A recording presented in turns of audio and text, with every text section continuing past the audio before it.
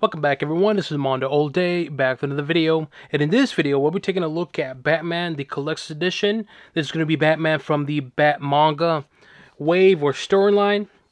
As always, I'll be talking about the figure itself in terms of the articulation, sculpture, and paint, and if it's worth your purchase or not. Before we get started, make sure you hit the subscribe button to our support channel, but to keep up to date and watch videos like this. So let's take a look at front of the box, this side, the back, the other side, top, and bottom. Alright, now let's take a look at the figure outside the box. As always, you do come with a card. This is what the card looks like for Batman manga. The back of the card. And of course, it comes with a card stand, something we've all seen before, right? And as always, the card slides in just like so. Put it back there. It does come with multiple accessories. It comes with this little rope here thing for Batman. You get a little hook here at the very end. Not much to it, just painted matte gray. But there you go, it's folded up there, tied it, so you can actually pose it however you want. Then you have this red Batarang, which is also matte. It does come with this, I don't know what this is, like a stick or something, like a nightstick or something. Like a baton. There you go. And just matte gray. And then here is going to be, I don't know what this is, like some kind of yo-yo type of thing. But you can see a little bit of detail on there. And it comes with extra pair of hands, so it does come with closed fists. There's two of them, left and right. Not much to it. You can see the knuckles on there, and that's pretty much it. Very plain looking. I'll show you the bottom of it as well, too. There you go. Alright. And then trigger hands, left and right. Same thing. You can see the knuckles on there. Alright. And, of course, a regular puck stand. Now, let's talk about the articulation on this figure. So, head, left, right, up, down, not the greatest, but it's fine, but left to right, shoulder, bicep, elbow, wrist, and then we do torso, swivel, and then we'll do a leg articulation, knees, ankles, and then toes as well. So overall, the articulation on this figure is pretty good overall. Just the head in terms of up and down is a bit limited, but everything else is good overall.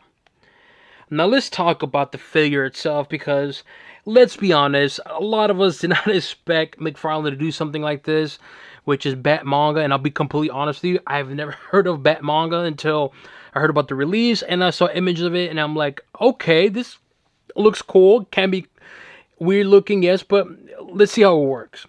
And I gotta say, it looks pretty darn cool. It's unusual because you always see Batman being serious, so when you have a facial expression like this, it kind of throws it off a little bit. It's not bad, it's just something to keep an eye out. But here's the headpiece on here, the cowl. The cowl looks fine.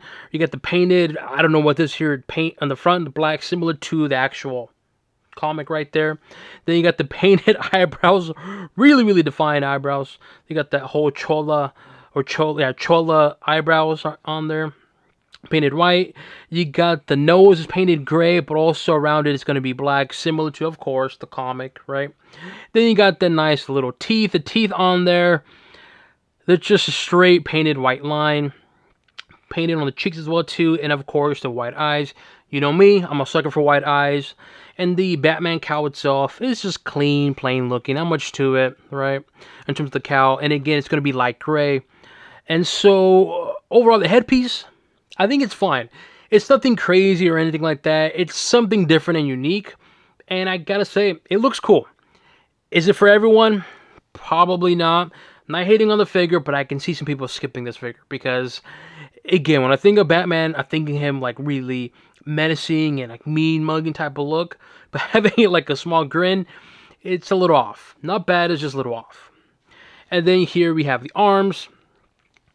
typical Batman arms, just going to be muscle tone, spandex. You got the white outline over here on the forearm. Then you have the gauntlets on there. And on this hand, he does have the pointy hand. And here you can see a little bit of the hand on there. The forearm, not much to it. And the other side is going to be identical in terms of the arms. It's going to be muscle tone. You got the light gray base paint.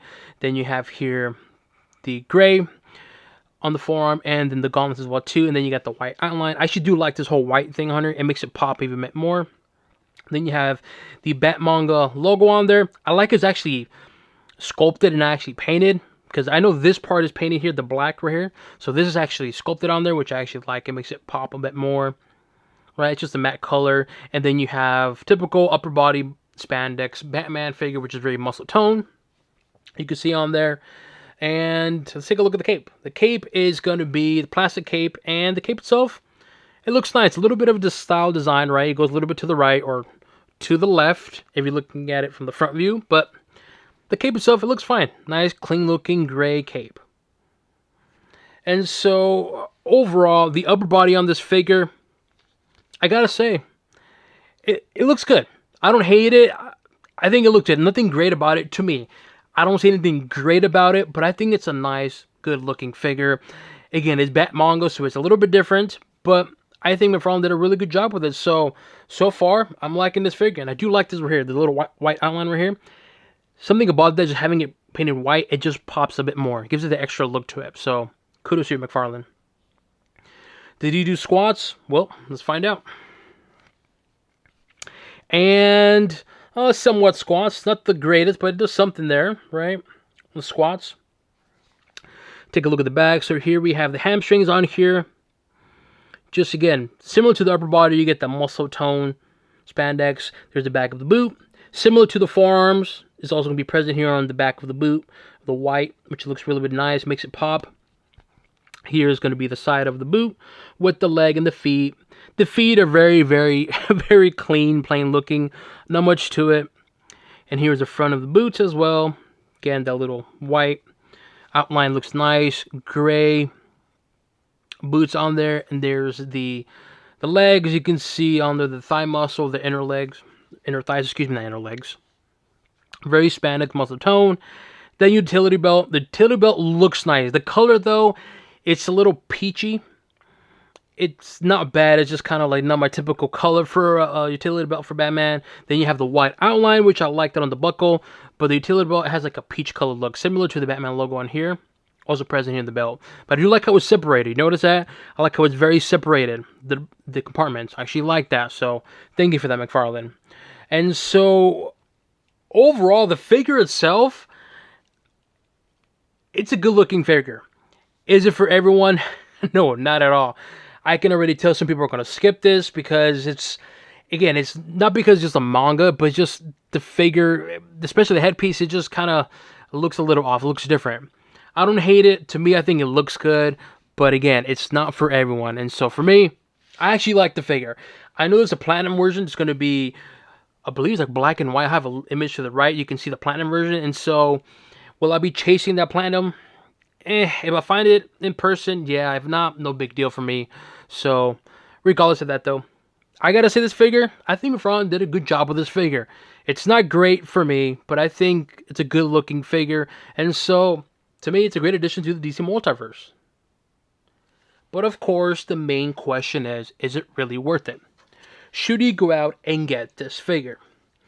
So, for the price for what you're paying, for $30 for what you're getting 2 extra pair of hands. You're getting the yo-yo type of thing. Then you get the baton, the red batarang, really huge batarang, and then you got that rope on there.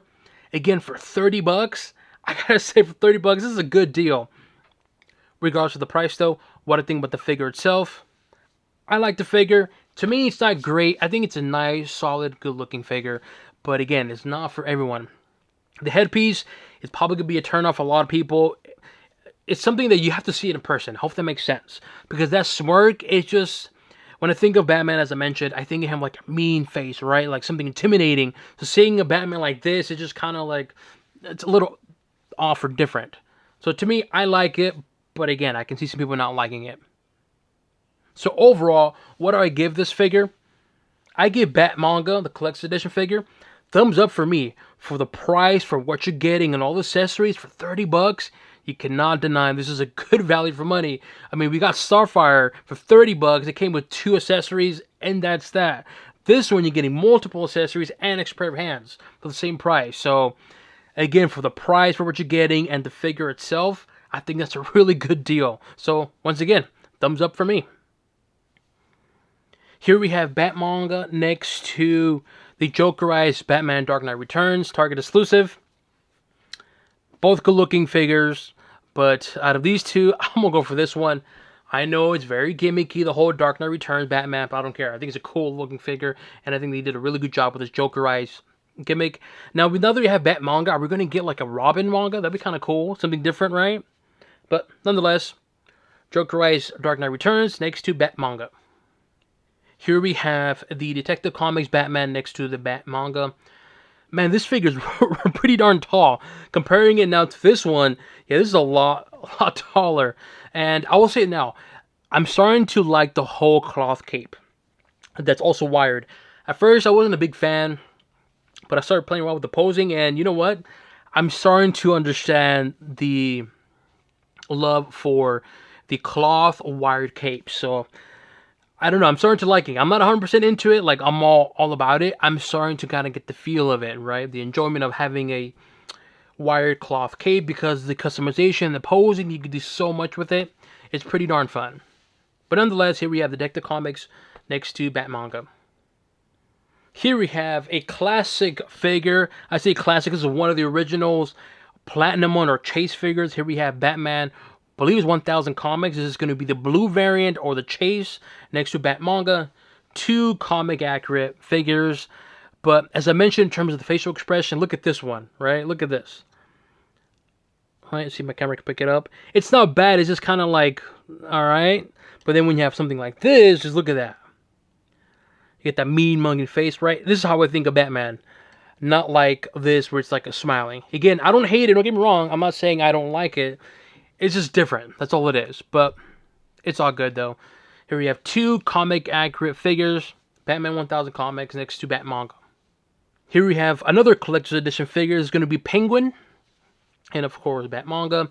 I think this worked very well. I know this is a very bright colored Penguin. And I think it works well with this Bat-Manga that's more kind of bright colored, but more plain looking, I guess, in a way, because it's a lot gray. Like, you get light gray and you get dark gray with a little bit of outline of that peach colored look to it. So having it next to another bright colored figure, I think it works well. Not a whole lot, but you get what I'm saying, though. Here we have another bright color, classic looking figure. We have Riddler next to Bat-Manga. And again, similar to the Penguin, I think it works well. I know the colors on here, very, very bright. But again, I think it works very, very well, because the base colors on this are pretty bright compared to like this. Obviously, it's a lot brighter, but I think it works well. It blends in very well. So I'm starting to like this figure a bit more now that I'm comparing it with like another classic looking figure like Riddler. I'm starting to appreciate this a little bit more. So if you got Batman, are we going to get Robin? I mean, I'm not familiar with the Bat-Manga. So is there like a Joker? Is there like a Batgirl? Maybe Cassandra Crane? I don't know. But nonetheless, Bat-Manga next to Riddler. Let me know what you guys think. Do you guys agree with me this figure? Do you plan to purchase this figure? Leave it in the comment section below. As always, make sure you hit the subscribe button, turn on our support channel, to keep up to date and watch videos like this. This includes an overview of the collector's edition Bat-Manga, and on to the next one.